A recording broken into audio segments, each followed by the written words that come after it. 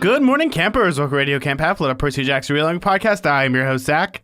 And I'm B. And this week we read another chapter of The Last Hero. And I gotta say, things are not heating up. This is a very chill to the bone type of chapters, I guess. Yeah, we're just gonna keep making ice puns, I guess, for like the next few Chill chapters. out. Though now finally they're leaving Canada. Honestly, B, I wish I was in the cold prospect of Quebec because it has been like 103, 104 outside. Although I doubt it's quite cool there now. It's still summer there, so it's like... Oh, it's like muggy? You know, Sacre bleu. it's not like it's always a icy tundra in Canada. Well, I guess maybe it depends on how north you go, but... I think people like north towards Alaska will tell you otherwise. Yeah, but even Alaska gets like warm enough. Like Alaska actually sounds really horrible in the summer because it's just like mosquitoes, from what I understand. It's like kind of a nightmare. So really, that's why they pay people to live in Alaska, because it's not nice. Maybe I should have lived in Alaska then. That sounds actually kind of nice, especially like right now. Mosquitoes sound nice to you? Yeah, exactly. They're like my friends. Like I put them on like little leashes and we like high five each other. It's great.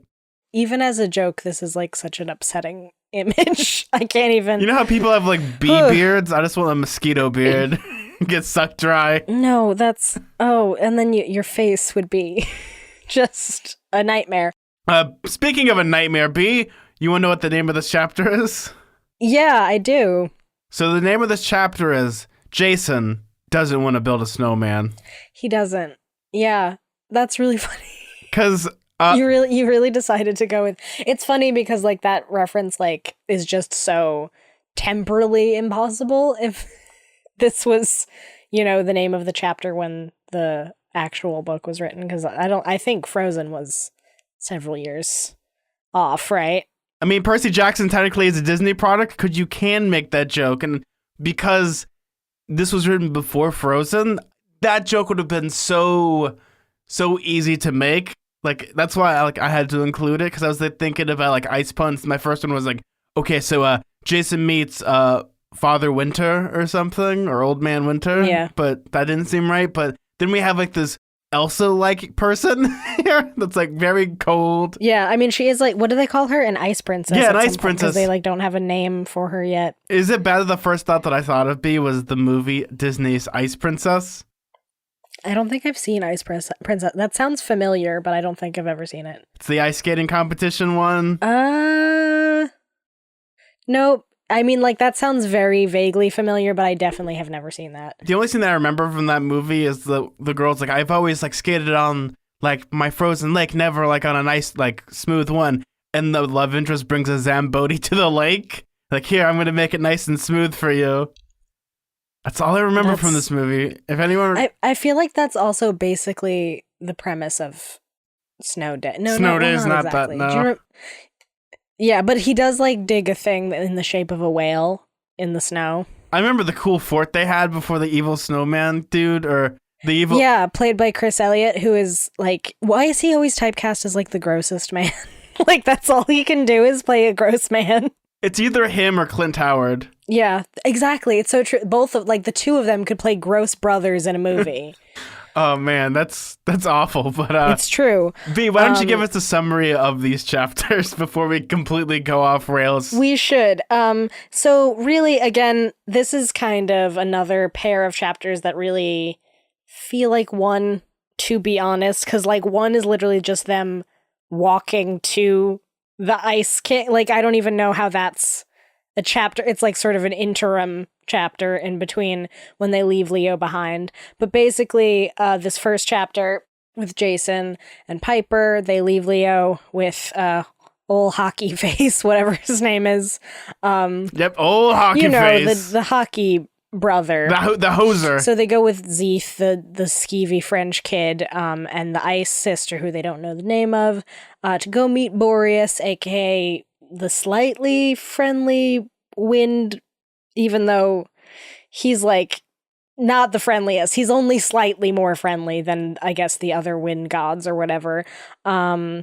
then there's like a moment where Piper and Jason hold hands because they're like nervous, I guess, and there's all this like sort of angst about them not actually being together and blah blah blah. And then Ice Princess gets real freaked out because she's like, no warmth here, I guess, because like emotional warmth or metaphorical warmth is also bad in an ice castle. It's not exactly clear. Jason, he sort of gets real angsty about Talia and thinking about whether or not anybody else knows about Talia being his sister. It doesn't seem that anybody knew about that, even Talia or Annabeth for that matter, because she seemed pretty surprised by it. The sister, who we have yet not found out her name until the end of the chapter, is just kind of like spooky and threatening. She kind of keeps like hinting that they've been expecting them and that like demigods are like naive and thinking that things will go one way. Like a lot of the language around the way that she looks at Jason is like she's looking at him like, you know, he's like fresh meat, like they're gonna tear him to pieces. It's not looking great. So then we find out that Snow Girl is gonna translate for them, which I guess that means Boreas speaks another language, and that her name is, I'm gonna butcher this, Kion, I guess. Are we gonna call her that? Kion or Kione or something like that. Fine. So she's the goddess of the snow.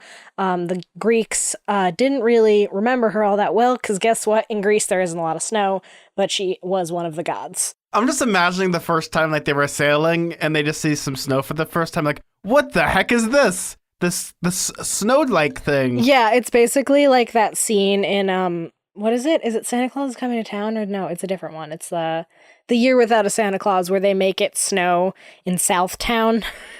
Do you know what I'm talking about? Does anybody else watch a lot of Rankin and Bass, or is it just me and my weird messed up brain? No, I'm thinking of the other one. What is the one where they steal Santa's weather machine? That's another Disney Channel original movie. Oh no, not yes, I know what you're talking about, but not a Disney Channel original movie. This is like the kind of stuff that would be on Fox Family, aka ABC Family, now called Freeform, which is all the same channel. Oh, see, what a mouthful.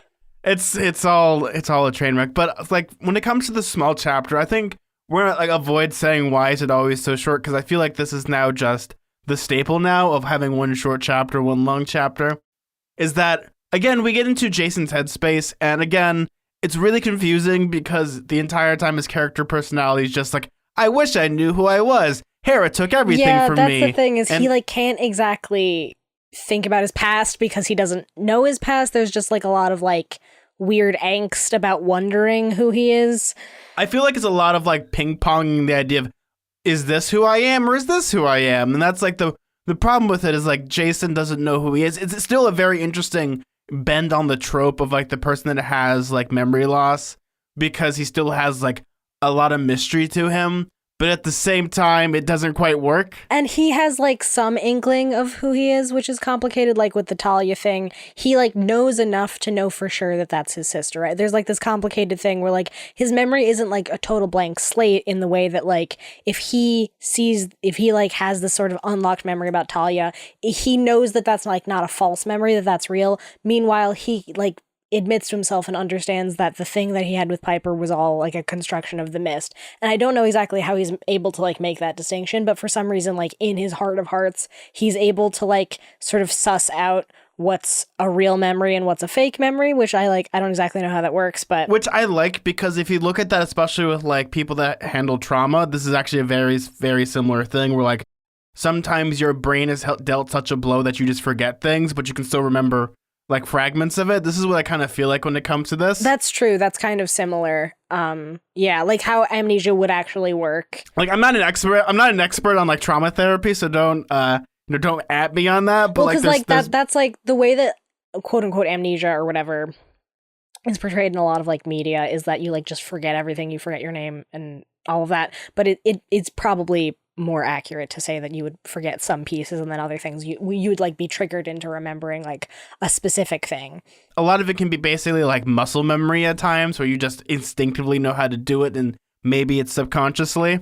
Yeah, well, that's a lot of what Jason remembers, right? Is like kind of muscle memory, is like all of this sort of weird Roman stuff that he inherently knows. There's a lot of that actually happens with all of the demigods, where they like seem to have this like understanding of themselves that like they don't even realize they don't even know they know it. You know, that's not even just Jason, actually. It's like Piper in the next chapter, you know, when she meets Boreas and there's like a few moments where she's like, oh, I guess I can do that. Or like Leo, like they have like these abilities kind of beyond what they even really recognize, which I think is, I guess, also a function of them being a little bit older. Well, I think it also feels like this thing is like every character or every demigod, someone explained this to me, they all have this one thing, or a quirk, I guess it would be the best thing to use, where like they have this thing, like Piper can speak French because it's the language of love and things like that. Yeah, they have like these built-in sort of talents, I guess, that like they don't even truly understand the depths of them. Well, especially Jason, because he has like definitely this whole backstory that's missing. That's basically the the premise of most of this chapter is like his internal thoughts about like who he is and like how he relates to Piper, which is very complicated because normally like, yes, okay, that's like a false memory he has with Piper, but like what if he actually wants to pursue that? He doesn't even like feel like it's morally allowed because he doesn't like know, quote unquote, who's waiting for him in his whatever, I guess, real life. It's like complicated to say that, but like clearly there's a life of this Jason Grace person that exists out in the world that he doesn't remember. So he can't feel like he can like commit to anything as this new version of Jason that doesn't remember anything. See, and I like that twist that Rick does with this because normally when you have these stories, the person always goes with the new person rather than like, oh, that old person isn't really for me anymore because that was my old self. This is my new self. Well, like he doesn't even know if there's an old person, but it's like, that's what's so interesting is he's so morally bound to this idea of like, I know that I forget this old life, but he feels like this responsibility to like who he was in the past, even though he doesn't even know who that is. Jason, remember who you are. Thanks, Mufasa. He doesn't know. It's very sad. And then finally they like hold hands just sort of like out of habit, I guess. And because Jason is afraid. And then obviously, I forget Snow Girl's name. What is it? Keone or whatever. Keanu. Keanu Reeves. Whoa.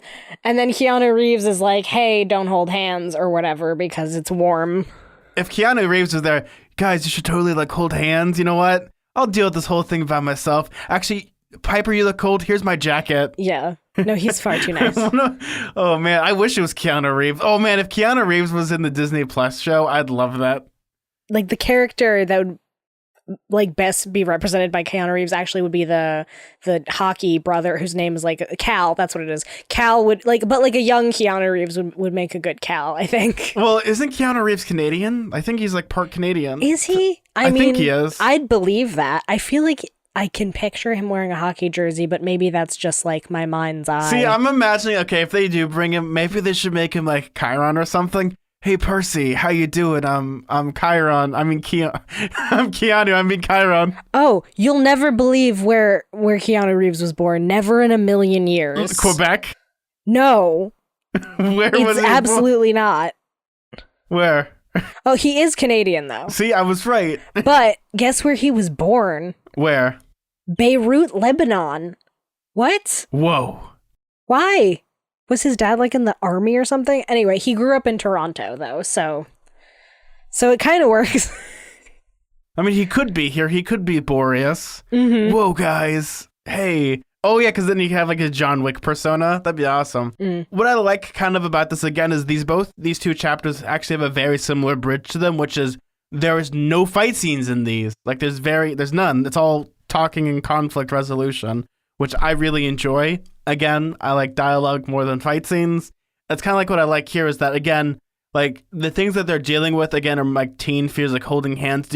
I'm not sure, like the first time of like when you're a young person, you're like, oh my God, we get to hold hands, and then we get to kiss, and that's about it. It's like such a big deal. Yeah. It's just very funny that like holding hands is like enough of like an offense to this girl that she's like, hey, knock it off. It was very like leave some room for Zeus, you know what I mean? Well, see, in my brain, the way that I look at like how Keon like kind of looks is just she's just deathly pale, and she doesn't have like that Elsa look, but she's almost like I think I've always heard them called like white witch goths almost, where it's like it's not like you know how you have like pastel goth. No, but yeah, there's pastel goth, but there's like white witch type of thing where it's like I guess they would call it like snow queens now, where it's just all white, just deathly pale, white, like that type of stuff. And that's what I'm thinking. Like, You mean like a Tilda Swinton as the White Witch? yeah, no, exactly. That's where it comes from. Yeah, it's kind of interesting that I keep wanting to say Keone. I don't know what. Anyway, it's weird that she like makes the excuse about the whole warmth thing when they're holding hands when it's kind of maybe she's jealous. It's weird. It's like hard to read her. Her personality is very strange. She's like kind of standoffish, but also seems amused that Jason is there. She's very mean to Piper. I don't know. It's more of like that weird girl jealousy thing that I don't love from Rick Riordan. I feel like this happens a lot where like girls of like the same age are like, I don't like you. I like this boy and you like this boy and we're going to fight about it. And it's like, why does this keep happening? See, I don't think that's actually the case. I think what Rick Riordan's kind of doing, if I'm going to infer, is that she has a heart that's cold as ice. Like she just doesn't like affection at all. Yeah, no, I mean, that kind of makes sense too. But she seems like more, at least friendly towards, Jason, like, oh, I want to keep you here as like an ice sculpture, which we'll get to in the next chapter. But like, she's just like disgusted by Piper. Speaking of Piper, there's something that they bring up again in this chapter. We could play our, soda drinking game, or we could do eggnog shots. Jason mentions that Piper's makeup is finally disappearing, and he loves the real her. Oh God, I'm gonna die. So I need to. You can see me, and I just rolled my eyes. The thing about this is I was like, oh, good job, Rick Riordan. You're talking about how she doesn't feel comfortable in that makeup and that wasn't her. And then he was like, happy. I wanted Jason to be like, I'm happy that she's back to her old self again. And then it became like, but I think you're more beautiful. Like, which is like super like the weird like reply guy thing of like, I think you're more beautiful without makeup. And it's like, we don't care what you think, Brad. Well, it doesn't matter if you like this person with makeup or not. It's like none your business. So it's just like, oh, well, I, high and mighty arbiter of what's beautiful, Jason says that in my personal opinion, she's more beautiful now that she doesn't have makeup because she's beautiful because she doesn't even know she's beautiful. Like that whole weird, gross thing. So it was like, Rick, what are you doing? Come on, get it together. Yeah, see, the problem with that is like he keeps bringing it up rather than like, I'm not saying that if I wrote the book, I'd always have you can keep bringing it up in the way that like she's uncomfortable about it, and it like in some ways helps her, right? Because of the whole Z thing of him like flirting with her. It should be that she should be bringing it up in her POV chapters rather than people pointing it out. Yes, not other people being like, well, I think she's more beautiful personally without the or whatever. Like it just that skeeved me out. It was like so close to being right where it just was like, oh, she was like back to her old self again, and that made Jason happy because she seemed more comfortable or whatever. But then it like became through like his gaze of like, oh, well, also look at her, she's more beautiful now. And like you could like extend that metaphor a little bit and be like, oh, she's more beautiful in the sense like you're the most beautiful when you are yourself in like a metaphorical sense, like not talking about her physical beauty, but like her, the beauty of a person's soul or something. I don't even know. But like, he's like a teenager, so he's not really getting at that. He's just sort of like, you're more pretty when you don't have makeup or whatever, which I've met this man before and he's annoying. I don't want to hang out with someone like that. It's only like one like sentence. If it was like taken out, it would be okay, I think. And it's just like such an unnecessary addition, sort of. It's like, in his opinion, and it just was like, oh, and what did we, gain from this insight? I get that they're trying to establish that he's like attracted to her, but I don't know, it could have just been structured in a slightly more sympathetic way. I don't know, but he's a teenager too, so like that's probably what he would have thought. It just was like phrased in a way that like didn't even analyze why he was thinking that. Well, here's the thing. I think we're looking at it both from the adult standpoint rather than like the teenage standpoint, but then again, like Rick Riordan at the time was like 40 something. Like, I don't know, like when it comes to like writing teens, I feel like it's complicated, especially like 10 years ago, where it's like, how do you describe them? Because like, if you look at any book from like, I always think of Nancy Drew because I really like Nancy Drew books for some weird reason, but they're like, oh, good golly, like everyone has to wear makeup. And then it kind of like transitions out of that into like more modern things where they don't really talk about like makeup and stuff. It's gone like in fantasy at least, where it's like, oh, the girls like play with knives and have pants and don't like makeup. And then you have the ballroom scenes. Yeah, I feel like there's this weird overcorrection where it's either like this praising of femininity or it's like this subversion of femininity where like girls who aren't feminine are seen as like, oh, well, but like not even as masculine, right? Because let's be honest, when we're talking about girls who don't wear makeup, we're not talking about all girls who don't wear makeup. We're talking about a certain kind of girl who wears maybe even like not no makeup, but like more subtle makeup. And then like, dumb guys will post on the internet being like, this is what women should look like. And it's like legitimately like a woman with like a slightly more understated makeup look, but they like don't even understand that they're wearing makeup. Cause like it's this sort of like, this beauty without even trying thing, which is its own sort of weird patriarchal messed up assumption that it's like, it's not actually more enlightened to say that women are more beautiful when they don't have makeup on. It's actually the most enlightened to say women can do whatever they want and the way that they look is kind of none of your business. You know what I mean? And there's like that problem, especially like I love fantasy books, but that it falls under the whole of like they're getting a lot better and I'm seeing a lot of authors fixing it, but it's like when you have to have like the lady that knows how to swing a sword, they're always perceived as like super duper muscular or like super duper like unfeminine, but then you have always have the scene. They're shown as muscular, but like it's a specific type of muscular too, even. Oh, no, I agree with you. And like they always have the scene where like they have to go to the fancy ball and they have to wear a dress for the first time. And all the guys are like, what is going on here? We don't like this because I'm so used to seeing them in like a jerkin or something. Right. Because like, I mean, like women are allowed to be muscular or whatever to an extent, but again it's like, are you too mannish or whatever, are you too this or that? You have to like have this like access to femininity, this idea that like if you go through a magical makeover sequence, like in Piper's case it's like against her will, then you still have to like have access to this idea that you can be pretty if you wanted to be, but you're just not because you're too cool to care. And that's like just also weird. I don't know, we've already talked about this a lot, but it just like, and it's really not even featured that much in this chapter, but that specific line like just kind of sent me down a weird rabbit hole. And I know that like a lot of it has to do with the fact that like Jason's a teenager, he has a crush on her, of course he's going to think about like how she looks, but just like you have to like critically think about how that reflects like a broader cultural trend of like guys thinking that it's like somehow not as messed up to say that like women without makeup are still beautiful or more beautiful or whatever it is. It's like, actually your opinion doesn't factor into this, Yeah, no, and I totally agree with you. And especially like when it comes to it, it's hard because again, it's like an adult trying to write like a teenager and trying to figure out like, obviously you could ask like probably any teenage person and they'd be like, what do you like? I like it when like girls like wave at me and like give me high fives because that's awesome. Or then you have like Velociraptor. I don't like girls. I like dinosaurs because dinosaurs are awesome. You could have like, there's like so many different types of teenagers, but we have like this very like Jason, who I guess is supposed to be our main character in one, like at least one of them, who like still doing this. I feel like the reason why we're like jumping at this, and I feel like we're gonna get emails about this, is not because like it is like this, but it's like that one sentence addition makes it weirder than it should have been. I feel like that's the problem. Yeah, and I get that like a lot of this chapter is like him sort of brooding about Piper and how he feels and this like weird angst about him sort of not having access to fully like exploring his crush with her because he has this like gnawing sense that there might be someone who he's supposed to quote unquote be with in his quote unquote real life, which is like, I don't even know what that means. This is his real life. He doesn't remember it. Does it even matter? I don't know. Is it a betrayal to this person who he doesn't know exists? He doesn't even know if he's actually, dating someone in like this weird forgotten realm.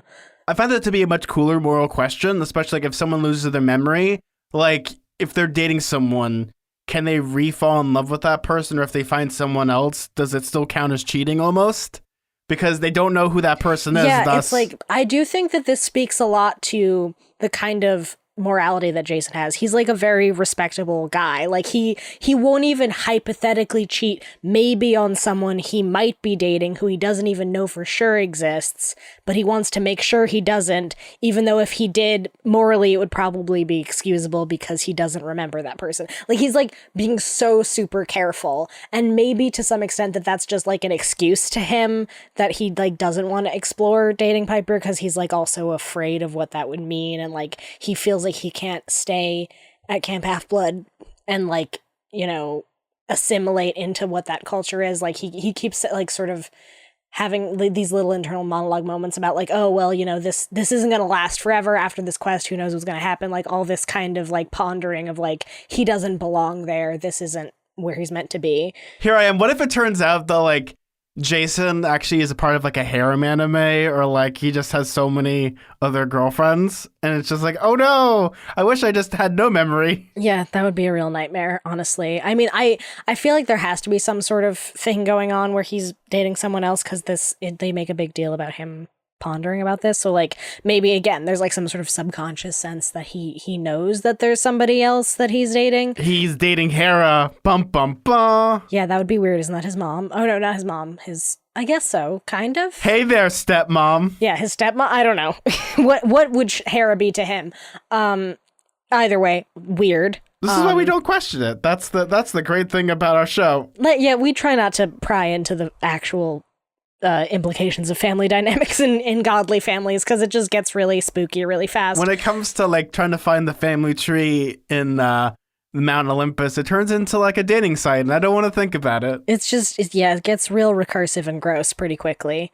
B, do you want to move on to the next chapter? That's the real meaty potatoes of it, because I feel like this one's going to be a chiller. This is, basically that first chapter is sort of like just a lead into this part, which is them meeting Boreas. So it like leads up to this grand door, and there's this sort of, I guess it's like a painting, it's like a map where that represents all the winds. And normally like the north wind would be the winter wind, but in this case, all of the winds are the winter wind, which seems very narcissistic and hilarious. That's like a funny detail to me. So B, what you're telling me is that they can all see all the colors of the wind, right? Basically, and all the colors are winter for some reason, despite the fact that makes no sense. So they walk in, a lot of ice statues. That's not a good sign. Very reminiscent of Auntie M's Emporium. You know, it's like, oh, are those statues or are those people? You never know. I was getting the impression, B, that was like the White Witch in Narnia, because she does the exact same thing with Mr. Tumnus. Oh, right. I forgot about that. Yes, there's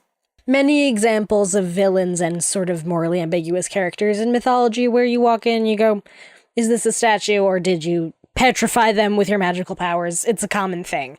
We've seen it before. So they walk in, it's pretty evident almost right away that those are at least somewhat alive, because like the two ice statues like block their way, and then Keanu Reeves sort of speaks her whatever, like it's okay, Dad said it's fine, and then they like lift their little swords or whatever to block their way, and let them go in, and then they meet Boreas, and surprise, surprise, he speaks French. Parlez-vous français? Because duh, they're in Quebec. He's French Canadian. Well, he's not really, but he speaks like his host language, which they talk about as most gods speak English because, you know, America, that's where what people normally speak. Here's the funny thing, though, is that, correct me if I'm wrong, Canadian listeners, but only like Quebec is the major French one, but it's not real French too. It's like Quebec French. Quebecois, which is a different. It's even harder. Yeah. So I know that for a fact. It's like a slang sort of. It's sort of like if you were to go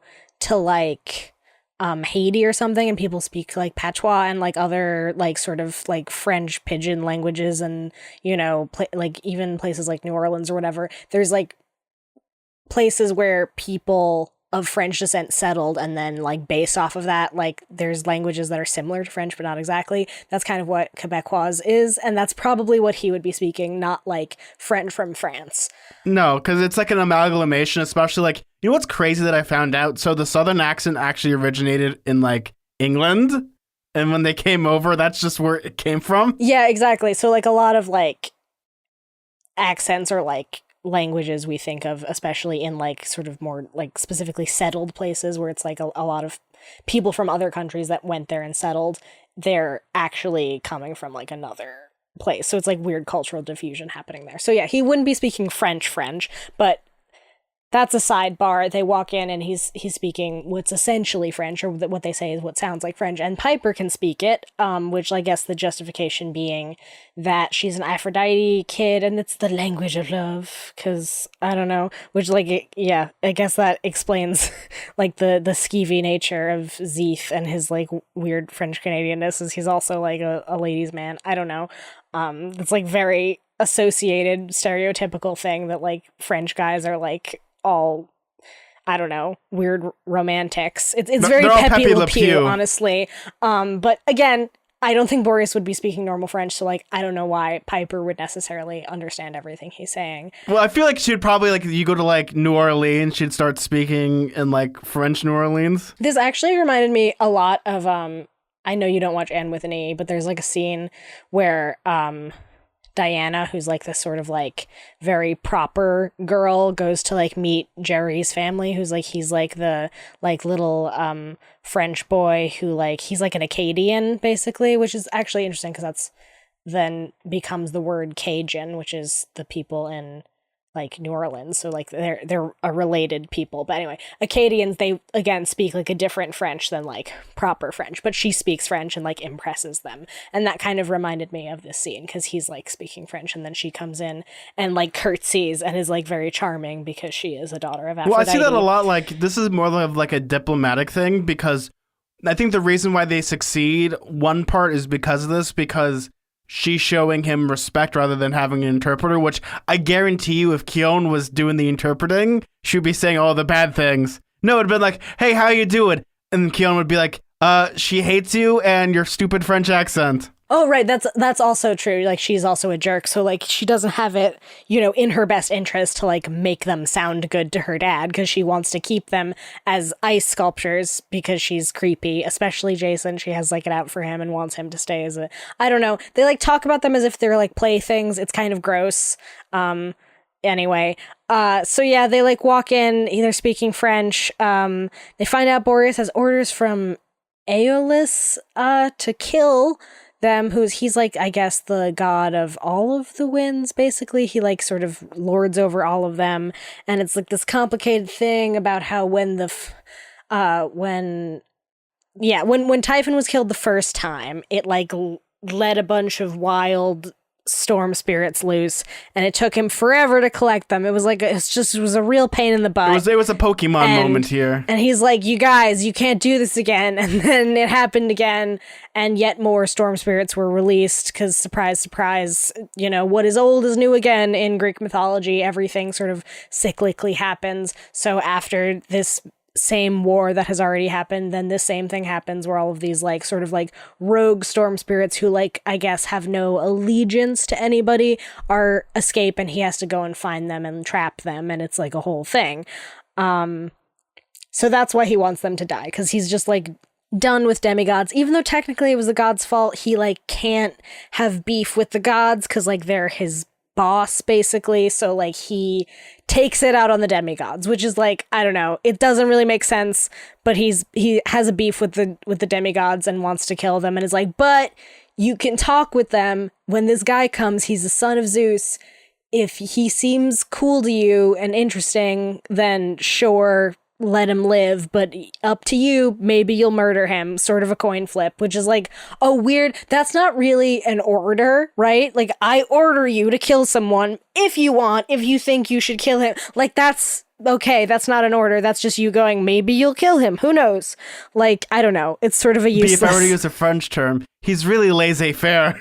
Just do whatever you want. It's fine. Maybe only make him half cold. You'll figure it out. That worst feeling is like when you're like super warm and super cold at the exact same time. Oh, it's the worst. Yeah. So, Keon is gross and wants Jason as a gift, and Zeeth wants Piper because he's like one of those kids who like, when someone has a birthday party, he also wants a gift. So he's like, I want Piper. Also, like, something especially gross about a guy wanting to own a woman, and it's icky. But both of them have, like, this weird crush / want to murder the respective people we mentioned. So I don't know what that deal is. And Keon is, like, touching Jason a lot, and it's, like, flirty, but also, like, murderous, and it's not good. And then luckily, I don't even know how this happens, Jason in combination with Piper's charm speak, or maybe it's just like Piper being like a cool person who's good at persuading people, they're able to sort of like tell this whole story of what happened with the storm spirits and Coach Hedge and why they're there, and like they sort of strike a deal that it would make him look good if they went and got these storm spirits and were able to give them to Aeolus, who gave these orders for them to be killed, because then they are kind of like doing the work for him and then make the demigods look good. Like, oh, maybe he'll forgive them because, it sort of is a gesture of like, we understand that we kind of put you out in doing this. Though, to be fair, demigods in general didn't do this. And also, like, all of these people didn't even know they were demigods when the entire war happened. So, like, that doesn't even make sense. But whatever, because, let's just, punish people for the sins of their father kind of thing. I mean, that's sort of like the theme of a lot of this. That seems like a current theme, especially with like in media right now, or especially like in Greek mythology, where it's like the sins of the father get passed down to the son and they're the ones that suffer the worst. Or like whatever, like there's sort of like this general feeling towards demigods that they're like responsible for all demigods, or I guess sometimes they get called heroes, but same idea, like, oh, you heroes, you're so naive or whatever. And it's like that's such a general term, really, like hashtag not all heroes, lol. But like, you know what I mean? Like, it's, see, in my eyes, it's like the equivalent of like, well, we can't pick on the boss, so we'll pick on the boss's kid. We'll make him stay late for school and stuff. Yeah, that's true. Exactly. Because that's also another thing, is like the gods just don't have any, I guess, accountability. So the next best thing is demigods because they're their kids. But also, last I checked, gods don't really care about their kids. So like, you're not really getting revenge. You're just being a jerk. Literally none of these demigods had anything to do with what happened with Typhon. Like, they didn't even know about this war that was happening. So kind of weird. It's a lose-lose situation no matter which way you put it. Well, Jason's awkwardly shifting around. His tattoo is revealed, and we know about the tattoo is in Latin, aka means he's Roman. So then all of a sudden, like, the Boreas does an anime magical girl transformation and turns into Aquilon, which is his Roman form. And he's like, that's hilarious. Oh my God, you're Roman and I figured it out and I know some of the things about what's happening with you and Hera and all of that, but I'm not really going to tell you the details because I'm spooky and a god. And, surprise, surprise, if I ever like gave you like full and accurate information, that would make things way too easy. So I'm just going to be like spooky and cryptic about it. But he does tell them a couple things because I guess he thinks it'll be fun. Mostly, like, I think the phrasing here in the chapter is like, he looks at them like he just bet on a bunch of dogs in a dog fight. So like, he just thinks this is going to be messed up. You know what I mean? Like, this isn't him like having a fun like having a like an actual like alliance to them or being like, oh, you're doing the right thing. He thinks they're all gonna die and it's gonna be fun to watch. And also he's like kind of bored because he's the northern god and he's just chilling, occasionally seeing some naked Canadians run in the snow, but for the most part he doesn't get to participate in all this cool war stuff. So he's like, fine, sure, whatever, you can go and we'll see what happens, you'll destroy each other anyway, is basically what he says. See, the way that I look at it, like when it comes to this chapter especially, it's like plans within plans, but also at the same time there's just the sheer idea of, well, I could kill them now, but they could get themselves killed without me having to kill them, and that's great, man. Right, exactly. And also he just like wants the drama. He's like, he's in it for the drama. Like, there's like this series of, I want to say maybe even Vines. It was like before TikTok. I don't know. There were some like a short videos of this guy being like, oh my God, the drama. I hope it'll like that people who like say they're not into drama, but actually are like really find it enjoyable and entertaining. That's kind of what Boreas is happening here. He's like, I don't know, this is hilarious, let's see what happens. Boreas is the type of person that's like, when he sees two people fighting, he pulls out like a lawn chair. No, yeah, he's like that gif of the guy with the lawn chair. Yeah, that's exactly the energy that we're getting from him. Well, I feel like that's also like, when it comes to the gods, they get bored super easy, and this is like, it's almost like watching demigods be miserable is almost like their daytime soap operas, like Days of Our Lives. Yeah, I guess that's also because gods have like this weird, like different perception of time and like life and whatever. So they see demigods as like these sort of like little disposable peons, and they don't like really feel the full weight of their mortality or anything because they're like, yeah, whatever, you're disposable. I don't really care what happens to you. Well, it's because they don't have the chance to die when it comes to being godly. Like, their concept of death is like, oh yeah, death's like over there. It's like my brother. Right. So their like understanding of death is just different and sort of superficial, I guess. Anyway, he's like, fine, you get to live, and sends them, or gives them some vague directions, and that, yeah, I know who is like the lording over all of these like wild card storm spirits, and she's over in Chicago, surprise, surprise, Windy City.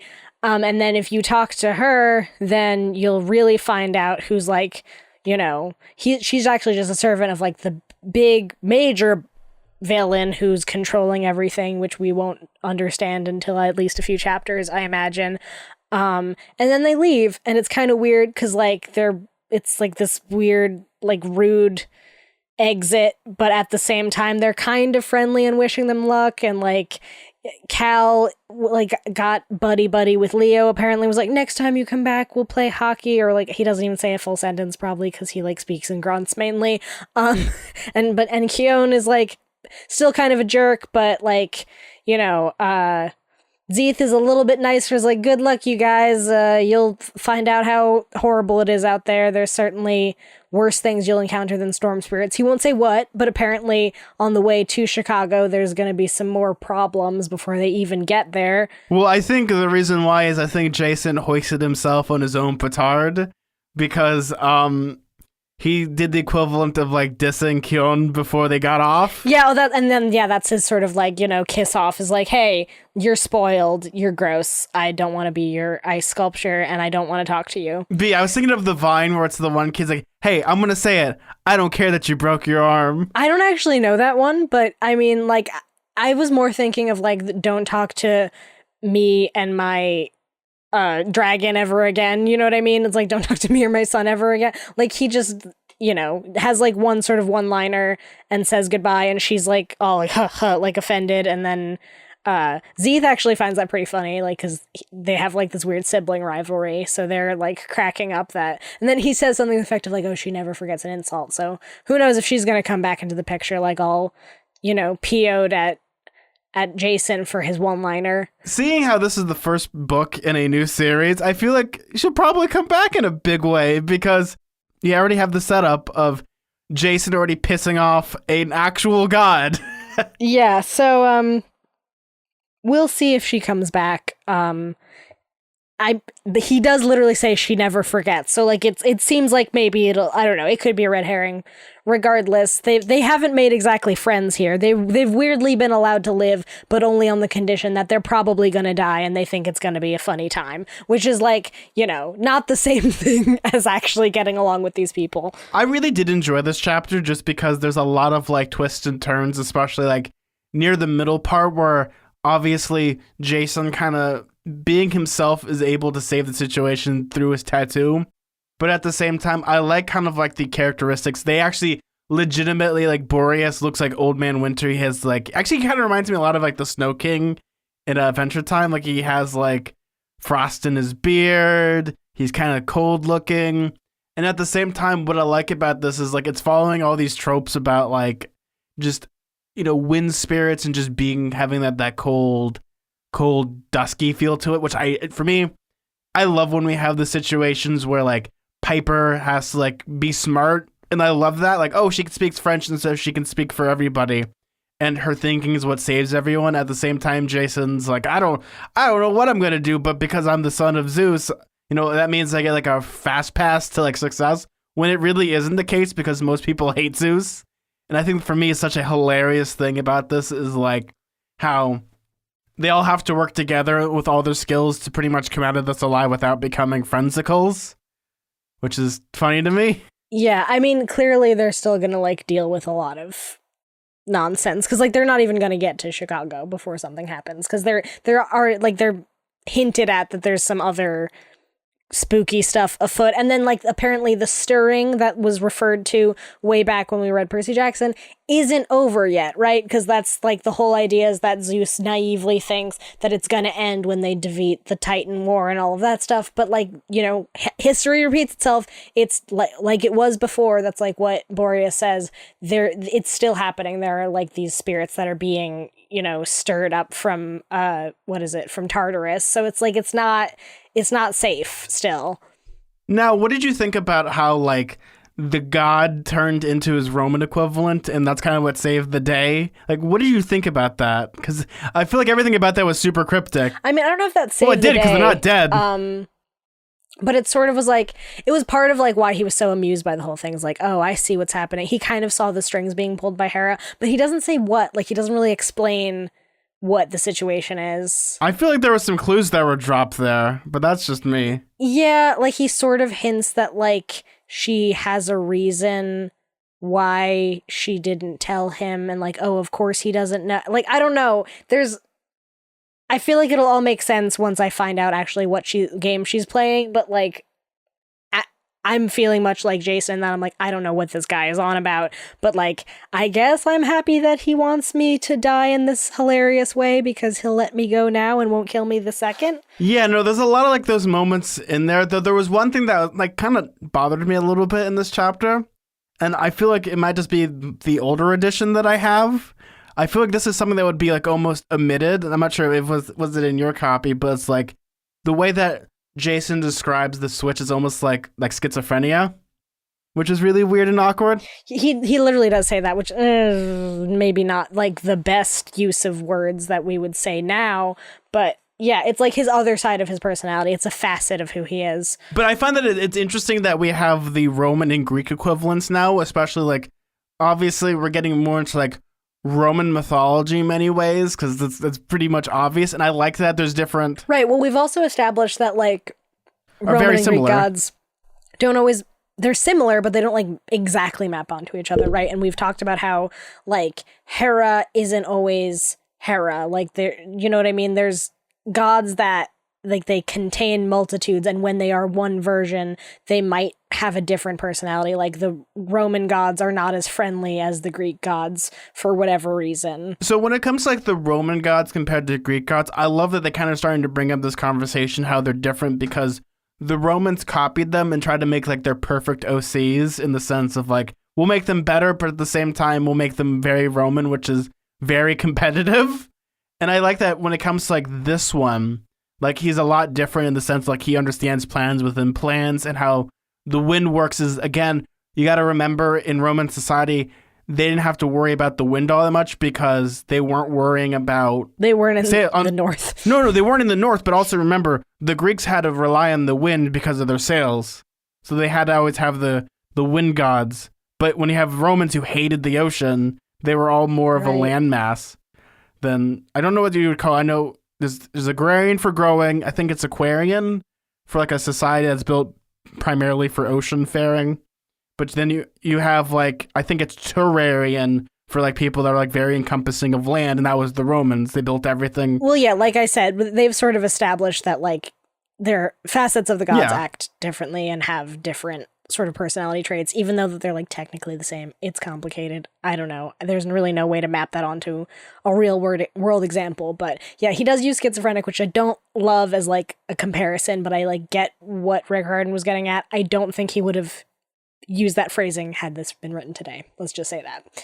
That's one of those things I just wanted to talk about because I wasn't sure if it was in your edition because I have one of the first editions. And I feel like something that would be something that would be omitted from that copy that we had. Yeah, I don't know. I was reading an ebook and it's just, I don't know. Yeah, if I was like editing that today, I would tell him to take that. Like, you know, because there's like other ways to say like, oh, you know, duplicitous even, like I guess that's like sort of two-faced, but like some idea of having multi-faced, another personality that's not like... or whatever, like multifaceted or like something like that, or like there's definitely like synonyms that you could get at that actually explain what he's describing as opposed to like schizophrenic, which is like, you know, first of all, schizophrenia and like dissociative identity disorder are like not the same thing. So like having multiple identities isn't the same thing as like having hallucinations, which is like more what you would associate with schizophrenia, though they're like in culture sort of equated a lot of the time. And like in general, like I think that there's way more understanding of like those kinds of disorders or like like experiences of people who like have multiple identities and things like that. Like it doesn't land well for me. And I know that like it was at the time especially colloquially used to mean someone who seemed to have two personalities or whatever, but that like is certainly not how it actually means, and it's not cool to say. Yeah, no, I didn't mean to like really stir the pot. It's just one of those things where it's like I saw it and I was like, why would Rick Riordan use that? Like there's other things you could use, and they kind of like deal with that type of stuff. Though there's a lot of other things that I actually liked about this chapter that are just, for me, I love the aesthetic of kind of like this spooky place with like statues and stuff.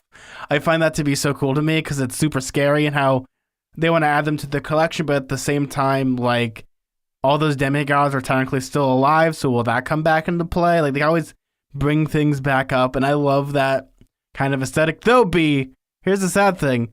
Leo didn't burn down the hotel. No, he didn't. Yeah, we kept thinking he was going to, but he actually just becomes buds with Cal, and they're like, next time, hockey. So it's like, oh, that's... And even, like, he's, like, hanging out with the dragon again, Festus, and he's, like, not a suitcase anymore, and he's, like, defrosting his scales with some fire, and everything's chill. He doesn't accidentally use his fire powers. It's, like, just, like, this weird red herring where you think he's gonna, like, melt the entire hotel, and then it's fine. I totally forgot that we even, like, theorized that would happen, but yeah, it ends up being a non-problem. Well, I like, again, the greatest thing about this chapter as well is that it wasn't a fight scene. There was almost the moment where Jason's about to pull out the coin for another fight scene. He has not used that sword in multiple chapters, and I think that's great to me, because there was Percy Jackson's solution to always pull out Riptide and then try to do diplomacy, whereas here it's diplomacy before doing action, which, for me, I love that. I love when you don't have to solve a problem with, like, fists. I love having, like, debates and stuff. That's why I love all that type of stuff, and that's why, like, when it comes to, like, Heroes of Olympus, I'm liking this a lot more this time through, because it's more fascinating having that diplomacy rather than, oh my god, I gotta hit someone with a sword. Yeah, no, I feel the same way. And I think like we've said, part of it, I think, is, like, the age of the characters, but also it's just, like, I don't know, maybe it's the genre of the book or something. There's been way less, like, slapdash, like, fight scene after fight scene, and it's way more, like, interesting to see how they, like, very carefully navigate talking to these, like, weirdly fickle mythological beings who are, like, sometimes they have, like, their own, like, sort of, like, motivations and ideas about what should happen, and it's like always interesting to, like, meet someone like Boreas and be like, okay, what is he going to be like? He has this reputation of being friendly, but what does that mean, being friendly? And, like, what is his relation to demigods, to whatever? And there's, because they're ancient too, there's, like, this deep lore of, like, how he relates to different gods and different demigods, and every time you meet a new character like that, you find out what that's going to be like. My theory when it comes to, like, middle grade books is that they need to have a lot more action. They need to be super, like, page turny, and that's, like, you have to have, like, an action scene or some type of crazy situation that happens to get kids to read a book. But when, like, they're YA and, like, they're teenagers reading them, there's a lot different problems. So fight scenes might not work really well in the traditional sense of, like, a lot of teens might get bored of that, rather than they want to have, like, the romantic stuff or diplomacy stuff or dialogue stuff. That's why, again, I love fantasies, because you can have all of that. And I mean, there's a particular reason why people got really drawn to books like Twilight and, like, Hunger Games and all those other teen books while Heroes of Olympus was coming out, was because they had all those conflicts that are, like, if you look at Hunger Games, it doesn't become a gigantic cluster truck of kids murdering each other until about halfway. It kind of is in the beginning. It weirdly has a lot of moments that aren't as bloodbathy as you would assume. So no, I think the majority of that book is a build up towards it, and then because the child murder doesn't come into play until, I think, 200 or 300 into the book. Well, no, that's not true, because the first book starts with a big bloodbath of children. Though, if you recall, not when really. they go, when they go to get to the cornucopia and a bunch of kids die, like, right away. Well, no, I'm talking about, but there's still a build up before that. Like, when the book starts, it's a build up until about, like, 200, 300 pages. Oh, I guess that's true. Yeah, where they, like, explain the lore and stuff. Yeah, for sure. And then you go from there. Like books are kind of written differently that way, and you can't really use, like, one for one.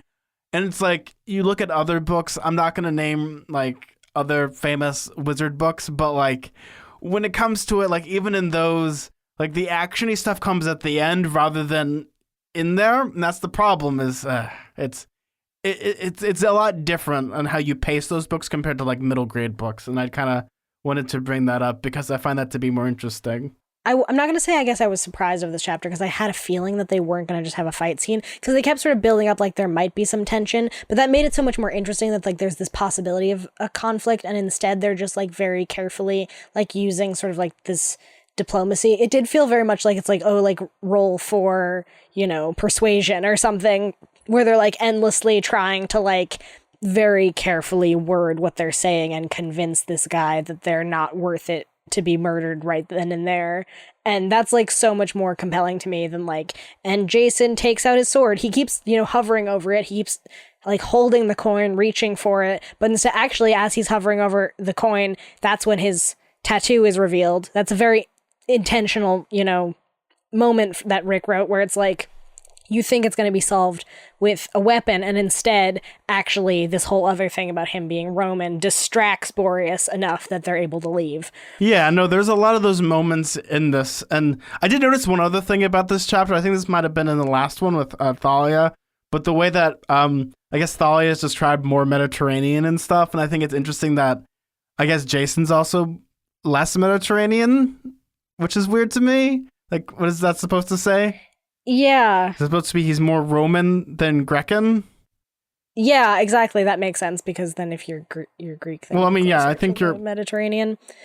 I didn't even think about that, but I was more just thinking of it as like, you know, the premise that your godly siblings aren't exactly always your real siblings, but they have the same last name, so I don't know. Punnett squares.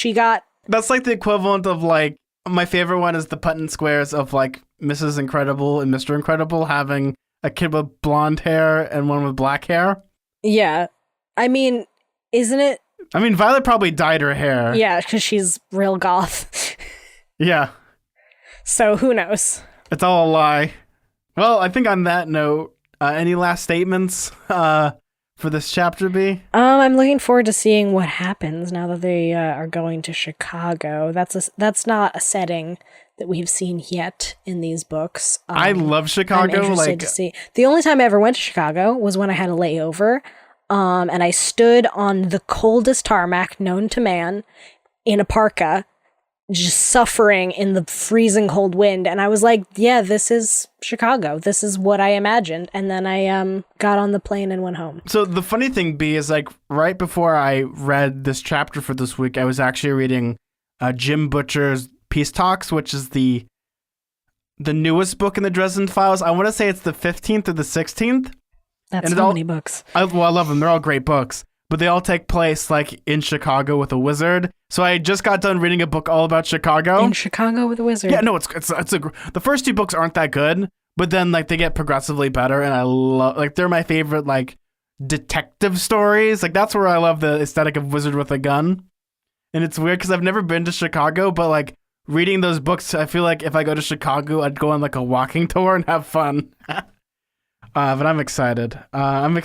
Yeah, we'll see how they portray Chicago. I'm always interested to see how different cities will be portrayed. Like in this case, they portrayed Quebec, and then they're gonna show us like what Rick's visioning of Chicago is, and in like the mythological sense of like that sort of, you know, urban fantasy. Like how does mythology blend with this like preconceived notion we have of this American city? We will find out. Well, we'll find out next chapter. I feel like this is going to be super exciting. I think we're going to a Piper chapter next.